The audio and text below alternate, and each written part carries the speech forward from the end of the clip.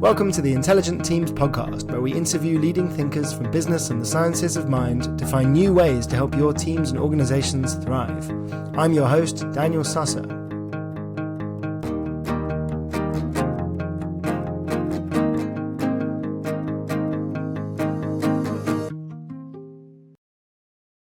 This week's guest on Intelligent Teams is Simon Huss. Simon is a friend of mine, and he's also an executive and life coach. And I thought it would be brilliant to have Simon on Intelligent Teams to talk about whatever comes up between us. Welcome, Simon. Thank you, Daniel. Really lovely to be here. Simon, can you share a little bit about who you are and what brought you to the kind of work you do now? Yeah, sure. So I currently do executive and life coaching, as you mentioned, and the journey here took quite a few roundabouts, which at the time it didn't really make sense to how I got here, but looking in retrospect, who I am now, it's funny how things in retrospect make sense. So professionally, I basically finished my master's, did economics, so it's basically a mix between how people make choices, how companies make choices in a mathematical framework often. And I went strategy consulting because I had no idea what I wanted to do. And strategy consulting was a great thing where I get chucked into different industries, solve different kinds of problems, learn all about different kinds of businesses. And it was wonderful for learning loads and loads and loads. I love learning. It's one of my highest values. And being put in challenging intellectual situations was bliss, intellectually. So I did that for a couple of years with a company, a strategy consulting company, and the work was really fascinating, but the work-life balance didn't exist. So I went freelance for about 7-8 years, working directly with companies, solving the same kind of problems. And the kind of problems I was solving, the kind of people I was working with, like great people, and it reached a point where the problems I was solving, they were intellectually stimulating, but I didn't really actually care about what I was doing other than the intellectual stimulation. And it's interesting, so from starting that, I basically had a parallel life. All my free time was invested in spirituality, so Buddhism, meditation, personal development, community building around those two things, including running workshops for 40, 50 people for free, just because this was fun and this was great and this was meaningful. And then it reached a point, so I was working for Coca-Cola, the European bottling part of Coca-Cola, doing a project is kind of helping them connect with academics to create a more circular economy.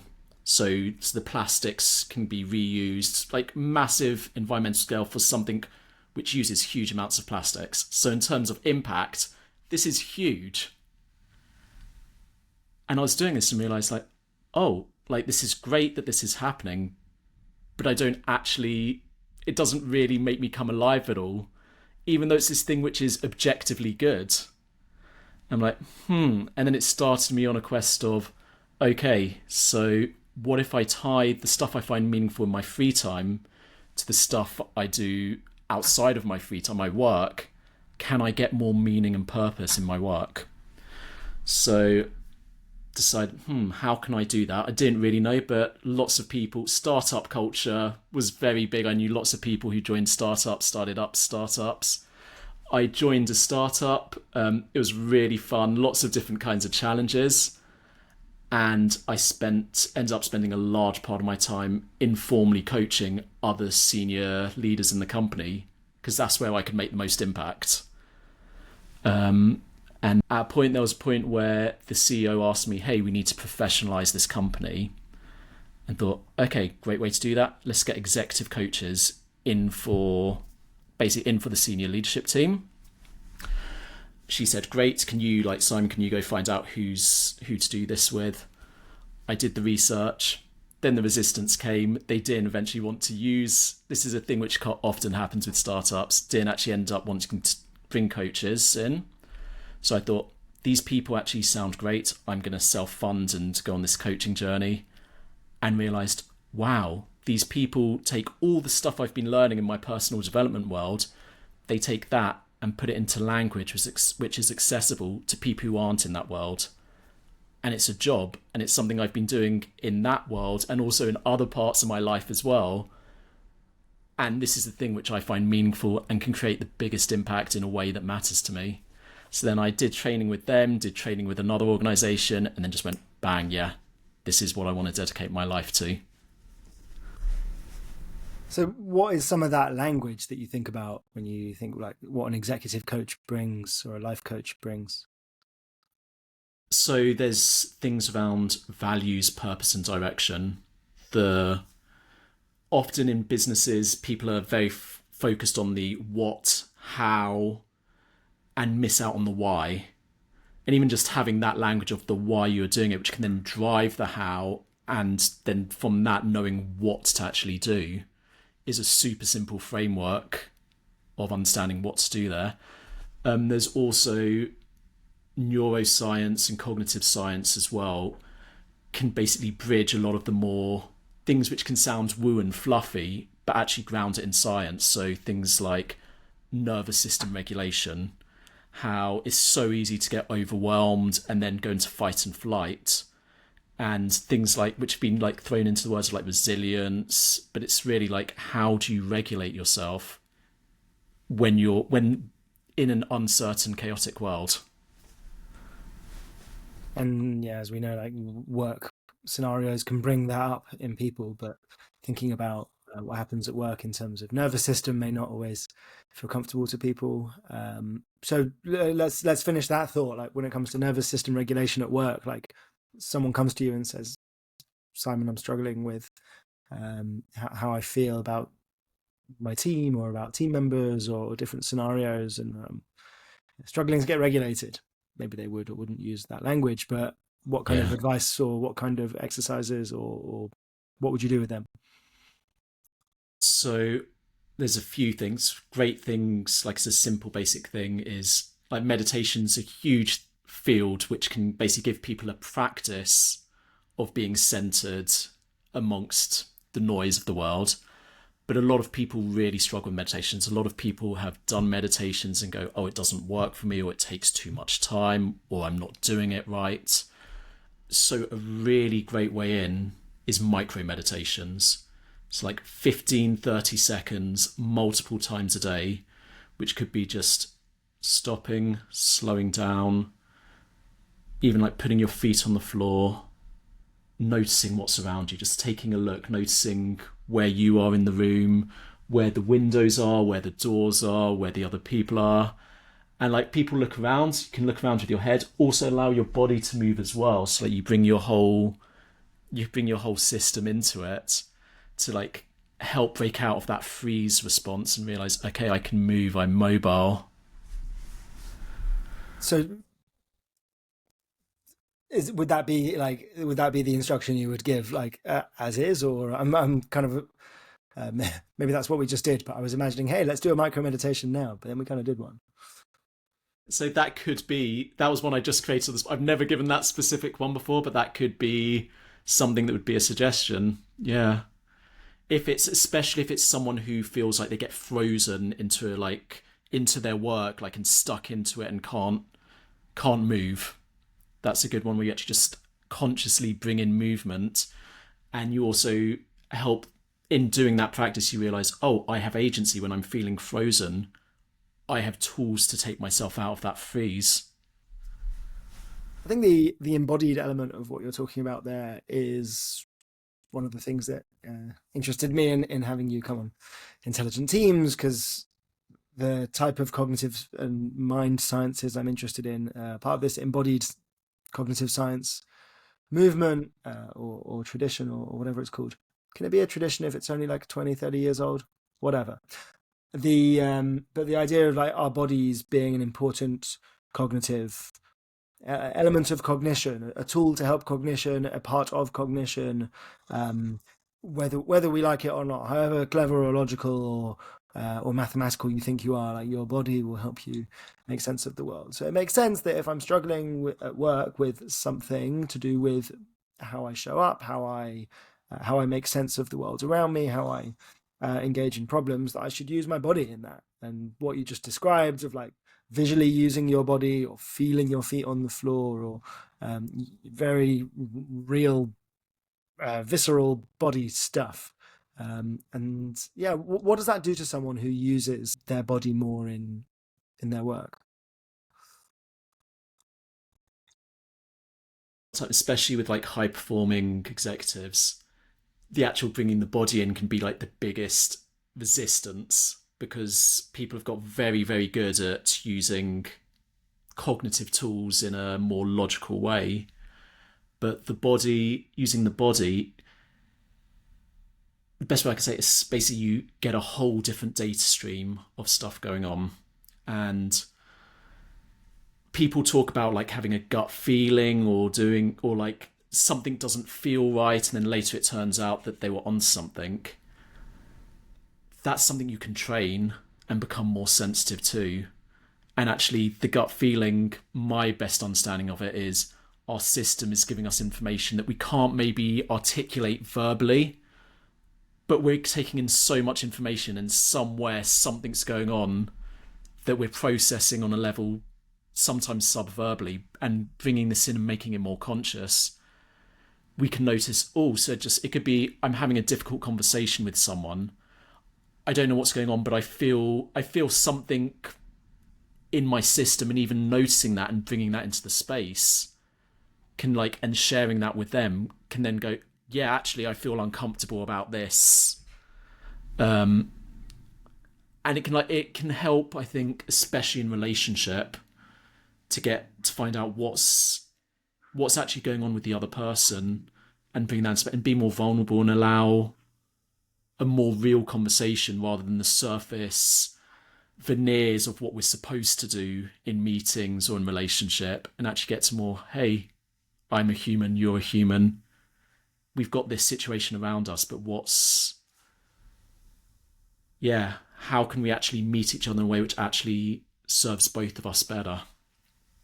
And I think I remember my mind changed about gut feeling stuff when it was put to me that you don't have to like obey the gut feeling, right? It doesn't mean like, oh, I trust my gut and therefore it's right, or if it doesn't feel right, you don't do it, because sometimes it is like the right thing to do, quote unquote, to do something that doesn't feel good, but it is useful Mm. information. So it's like if something doesn't feel right for you and you increase the sensitivity to what that means. Do I feel uncomfortable? Do I feel afraid? Do I feel upset? Do I feel threatened? Those are all very slightly different things. Well, then I can ask myself, what about this proposal? What about this benign change to the setup of my teams or my line management or whatever is making me feel afraid? And I can ask that question with curiosity and uncover something, and then use my in the head, rational, thinky, wordy tools to try and make sense of it. And then it turns out that the answer might be I can either talk myself down and say, actually, this is safe, or I can express that to the person and say, I feel uncomfortable there and I'm going to struggle to get on board because I feel like this threatens my job at some point. Can I have some reassurance, please? Or can we have some method that we're going to use? And then you're bringing your whole system into the decision making and not just the thinky bits or something like that. I really like you bringing in that thing explicitly around the gut feeling. This doesn't mean this is true. I've worked with people where it's almost their gut feeling is so miscalibrated. Following their gut feeling leads them to the wrong choice. Actually, it's like almost doing the opposite. They can then like go, oh, actually, and actually doing the opposite gives them new things which are actually more what they want in the world, and then they can recalibrate, because it's a constant fitting of, okay, what's this telling me? Let's test it out in the world. What does that data give me? How do I recalibrate this? Not always so consciously as I just laid it out there, but it's more like, I think this is a data stream. It's not truth. It's just data that I'm getting in. How can I use this as part of the rest of everything I'm getting in? There's a book by Antonio Damasio called Descartes' Error, where he talks about the body's felt senses being a really important part of even rational decision making, which is something I find fascinating. Um, the idea that if I have two things to choose from, there's infinite different criteria and considerations that I can make. You know, should we do it on the Wednesday or should we do it on the Tuesday? And he talks about a patient of his who had some sort of brain damage. He was a neuroscientist, cognitive scientist. I think he was a surgeon as well. So he was like clinician, researcher. Anyway, interesting guy. Um, don't know if he's still alive.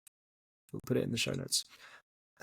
Um, don't get distracted. He had a patient who had some kind of impairments to his like felt emotional processing um, of the world. And when it came to, he said he came to see him, the patient came to see him on a very icy, snowy day. And he said he did really well because he just followed the procedure, which is like you turn into the skid or out of the skid, whichever one is the right one. Like, don't panic and you're fine. And that was really good because he wasn't like panicking and making silly decisions. But then when it came to choosing whether to um, attend the next appointment on the Tuesday or the Wednesday, he couldn't. And he said, well, the Tuesday might be a slightly higher chance of rain, and the Wednesday I have this. And like half an hour later, he was completely like unable to make the distinction. And that's because like his felt emotional state wasn't able to show him which one he cared more about. And that's actually like a really important decider for us, even on rational or mathematical decisions. Like which data is important, which logic shall I use? Well, I care about one of them more than the other, and that helps me. And that really reminds me. There's a study done, I think, on like over 100 traders, so stock traders, and basically they were looking at what separates high performing ones from low performing ones. And they had I'll find out and I'll send you over the thing so you can put it in the notes. They found the ones that separated the high performing ones was the high performing ones thought their emotional response mattered in what trades to make, and they were curious about what their emotions were telling them. Whereas the ones who were not high performing didn't think emotions mattered and just tried to ignore their emotions in trading. It's something we hear all the time, like take emotions out of it, which like sometimes is the right answer, but often it's not the right answer. It's not like it's a sort of Cartesian enlightenment idea that like our internal thinky brain is like better, cleverer, higher priority, more useful than our body brain or our body mind or something like that. And so many times people will like say, yes, I do things by reason. This is what I need to do. But then when it gets to crunch point, it's like the fear or something comes up. They're like, they know what to do, but then they end up doing the opposite because all the unprocessed stuff is coming saying like, hey, listen to me. Our system's trying to communicate. And if we push it down, it just comes out louder and in a sense takes over our agency.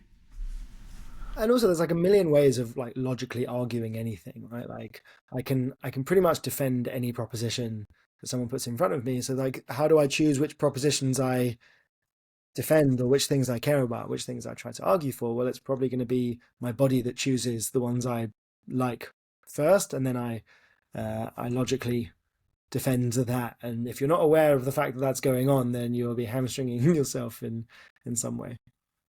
I would love to make a distinction because a lot of people talk about mind or body as two separate things. And for me, it's the system. And the body is part of the system, which is, and I think we've talked about this, and I just want to make it clear for the viewers who may not have these conversations we've had before, where our body is intrinsically linked with our mind and vice versa.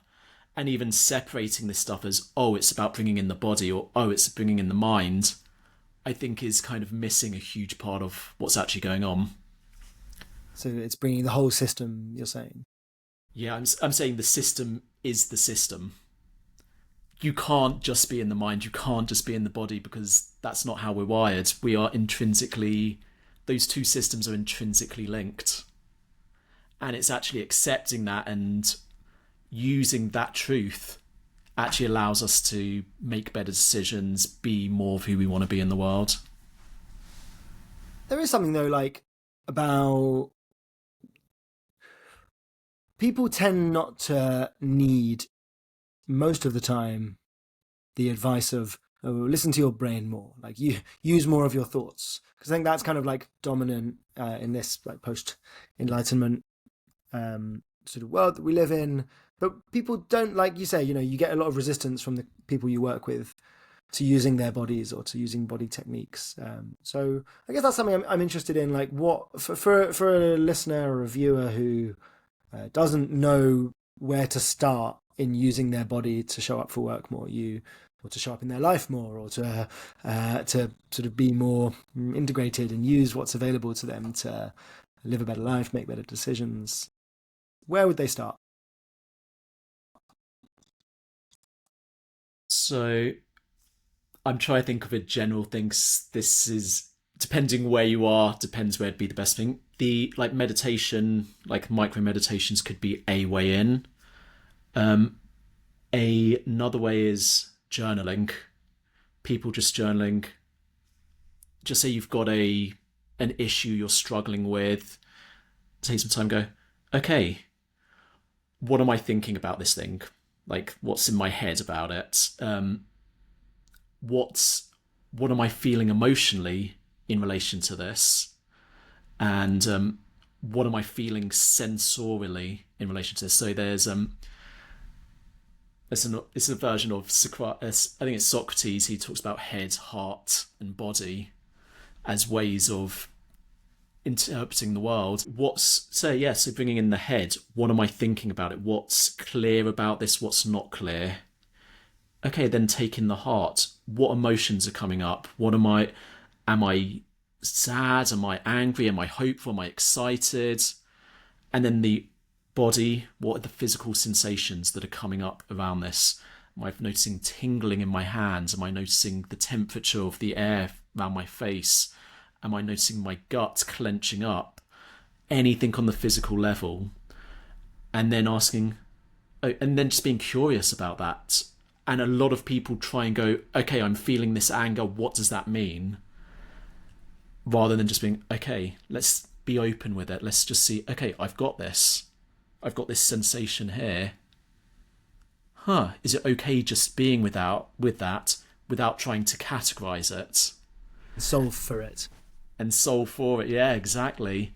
And often in being that, it creates more expanse. It creates possibilities and options that are different from our usual way of being of, I just need to solve this straight in a very linear fashion, understand what's what, where it fits. And we're talking about emergent conversation rather than letting things emerge. And it can feel quite scary if you're used to categorizing things and ordering them to go into this place of not knowing. But that place of not knowing also is a place of creativity, of new solutions and new possibility. So I'm journaling and I write about something that has pissed me off that day, and I say, hey, I noticed that I'm thinking about this, and okay, I noticed that I'm feeling angry, and like angry for me means I'm tensing my stomach and my jaw is all tense and I'm getting tingling in my hands, and I'm noticing a sort of hotness in my face. Um, Instead of going, right, that means I'm angry and that means I need to go and tell everyone that I'm angry. What might I do instead? So first I'd even separate. So I'm feeling this anger. I'm feeling really angry. And then and with that anger I'm feeling, separate the feeling too. So it's like I'm feeling angry and I'm feeling like this rage or whatever. And then it's complete, okay, what am I feeling? And don't attach the feeling to the act, because there will be sensations that are related to the anger, but there's lots more going on. And as soon as we label it, we restrain it and we constrict it to what we think it is. So you mean if I go, I'm angry, and what am I feeling in relation to that anger? I might just go, stomach's clenched and jaws tight and fists are balled up and I'm yelling. Whereas if I go, I'm angry, fine. What are all the things I'm feeling? Well, I might go, okay, well, actually, there's like quite a nice soft velvet on my head, and I want to, and that's not, I'm not doing this very well. But like, can you? Maybe I'll invite you to complete that picture rather than me stumble over it. So yeah, so I think it's more, I'm feeling anger. Okay, like my emotional sense is anger. What am I feeling in my body? It may be I'm feeling tight, I'm feeling clenching, I'm yelling. but it's also creating a separation between the feeling and the sensation so that there is also space for other things if there are other things, rather than, because a lot of us, we've got ideas. If I'm angry, this is what it looks like, this is what it feels like. And when we actually stop and break down to what's actually going on, it can often be super surprising. And when we actually allow space for it, because most emotion, literally when it's emotion lasts generally a really short period of time, but sometimes we hold on to it and we try and make it into something solid. So in actually creating the space for actually just what is there rather than this is here because of this, it allows whatever's there to be there, and it also allows it to change. And often when we're with what's happening, we notice, oh, actually it's not static, so I've got this clenching feeling. Okay, if I'm with this clenching feeling and I let this be here and let it be as big as it is or as small as it is, something will often change in its quality. A concept that's helpful here is, I think, the difference between like sensing, feeling, sensations, feelings, and emotions. I think that's what I mean. So, have you ever done circling? Has that ever been on your list? No. So there's that It's great practice. amazing practice. For those that have not circled, or this is first coming across, or yeah, maybe it feels like it's weird for me. Like, have you ever done this thing? Hey Simon, can you tell us about this thing that I just asked you about? But what's circling? So my experience of it is it's a group practice where you're going in and the invitation is to be as present and as real in whatever that means to you in it, owning your experience of what's going on as your experience. So it might be like I'll see something in yours. Like, I'm noticing I'm really curious what's going on for you, Daniel, because you've not spoken in 5 seconds. And how that feels in my system is I'm noticing anxiety, like my fingers are like moving like this. I'm feeling heat. Oh, now I'm feeling embarrassed about having shared that. And it's just this flowing of people finding a way to be in space together. Notice things about themselves and notice things about each other and say them without any expectation.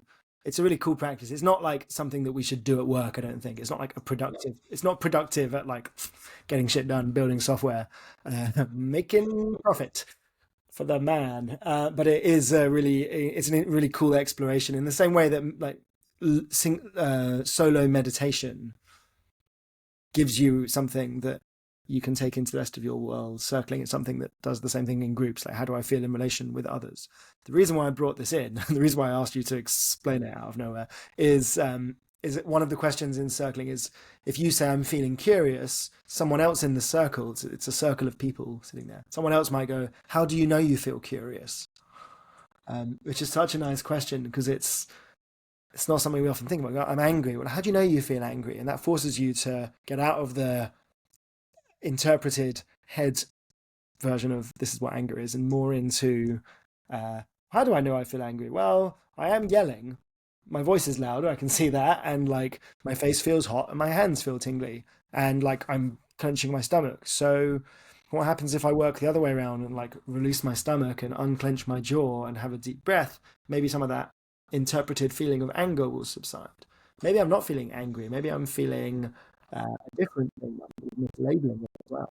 I think I'm feeling angry at you, but actually I'm feeling like scared about something that happened at work earlier today, and I'm missing something. Yeah, and I think that mislabeling is such a common thing. I've noticed it myself, and it can almost be quite embarrassing when I felt like, oh, I know what's going on with this, and then when I actually explore it, it's like, yeah, it could, like, instead of angry, it's like, oh, I'm scared of being vulnerable, I'm scared of being rejected, and the anger is a protection.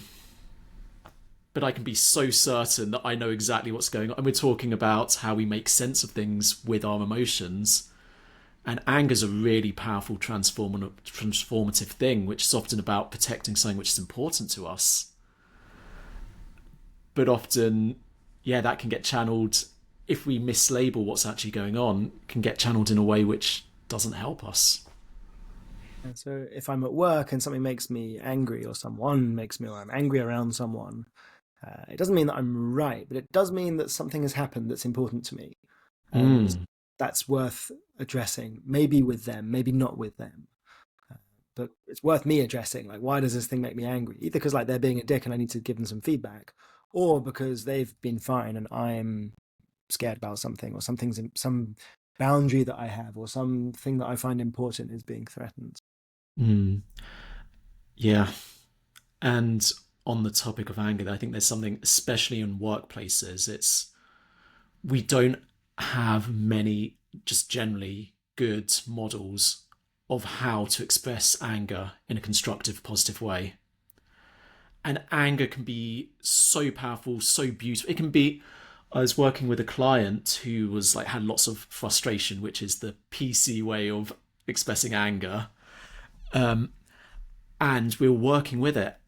And as he started, at first he was like resistant about the fact that he was feeling angry, but as we started going into it and there was the permission for him to feel it, and he started talking about the things which were important to him, it's like, this anger is his passion.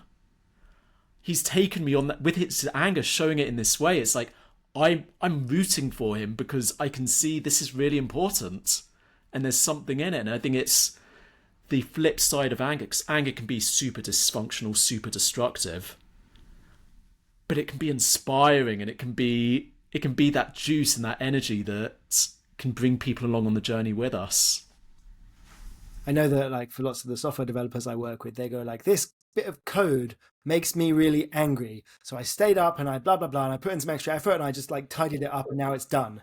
And like, that's not like destructive anger that was sort of directed at a person. It didn't come out as aggression. It's like not violent, but it is like the cause for change. And if we say you can't be angry at work, you miss the chances to do that. And it's reasonable to not want to be like the intuition of we should be careful about our anger at work makes sense. No one wants to work in like a violent workplace where your colleague's anger at something comes into aggression or bullying or anything like that. But we can throw out the baby with the bathwater if we're not careful and say like, what's making you really angry about this place? What is that telling you about what you know about this workplace or this project or whatever? And now what should we do about it? Come on, let's like, does this make anyone else angry? Yeah. We're not going to Mm. stand for this unrefactored code any longer. Rah. And I think that just trying to put a lid on it without finding more constructive ways to express it, it's going to leak out into passive aggression, into more destructive things. Because if there's something there it's there, and you're putting a lid on a pressure cooker, and it's the finding constructive ways which can be done individually or as a system, finding group ways of how do we there's this stuff happening in the system, how can we as a system work with this in a way that's constructive, because it's trying to show something's going on. So how do we do that? If you have a group or you have a person who's part of a group where there is anger present or there are problems, how do you bring those things out in a way that channels the emotional intelligence, that channels what the emotional intelligence of the group is bringing um, into something constructive? So it's a good question. I think a fundamental thing that's required at a base is a level of safety within the group for things to be there, and building up that safety, that foundational safety, that there's some trust that people actually want other people to be who they are and be real and bring this, and that people won't be blamed or shunned for bringing things which might be uncomfortable. And a really useful way of doing this is that systemic approach. So it's rather than this is John over there is just an angry person, John over there is expressing anger, which is saying something about the system that we're in. And if we depersonalize it from John, what is this? He's sending us a signal. There's signal in what John's doing with his anger, which could be pointing at something else which we're not dealing with. What if we look at and depersonalize it there? So it's like, actually, John, you're giving us a gift with this. And it can be difficult for a lot of people to shift into that mode of this. And I'm thinking of this systems approach might be quite alien to some people who are listening. So one of the examples which, when I talk to a lot of people, this resonates with them, is a lot of people have someone in the team who's a difficult person. They're really difficult. They always create problems, and they don't understand why they're always creating this problem. And Been then, that person many times. as have I. And some companies they just deal with, or some teams they deal with it. Sometimes the person will get moved to another team. Sometimes they'll be fired. It's interesting that when they're fired, often it's their replacement, or someone else then becomes the difficult person. And you could then say, "Oh, we're just choosing difficult people," or it could be, "Hey, this person's reacting to something that we're doing that we're not paying attention to." And if we actually look at it from that perspective, what are we not paying attention to, and actually using this, which can be amazing for improving team dynamics, increasing productivity, increasing actually making things happen. Because this thing here that's affecting this person is likely affecting other people in a different way as well. It's just this person is almost the canary in the coal mine. And they have a sensitivity to problems for whatever reason that they are then bringing into like the team intelligence there. Maybe the analogy is like it's like an inside out where there are the different emotions sort of playing different roles and they're sort of useful at different times and that kind of thing. Well, we scale that out and we have a team that's full of people representing different different roles in that group intelligence that we can use. And the example I often think of is the people whose job it is to test the software often have quite a uh, can be like the quote unquote difficult people, perceived as the difficult people.